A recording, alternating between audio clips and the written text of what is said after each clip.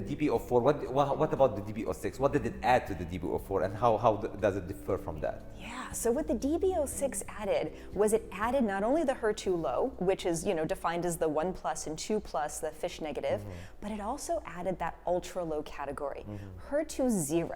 I mean, just really sort of mind-blowing that you could have something that was labeled as HER2 0, but could have just a speck of HER2 expression on the cell surface, and that could potentially be enough to see activity with trastuzumab deruxtecan versus treatment of physician's choice. So this was randomized 1-to-1, T-DXd versus treatment of physician's choice, and the chemotherapy arms were a little bit smaller.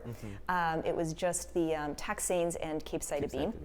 Which is really, it's an appropriate narrowing, I think, of the chemotherapy arms for what you would really do sort of in that setting where you had exhausted prior lines of endocrine therapy. And I think really intelligently too, they were really looking for that initial drop-off. That you used to see on all of the sort of second line endocrine therapies, where you'd have that drop-off, where you'd lose in the first 3 months a significant number of patients.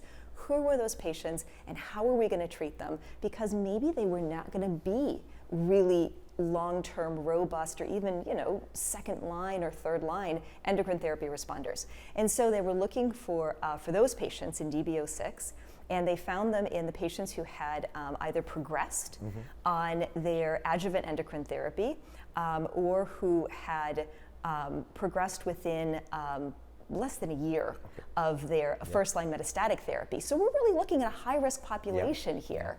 And then randomized them T-DXd to treatment of physician's choice, and again, found a really nice-looking progression-free survival that was really clinically relevant and compelling at 5 months.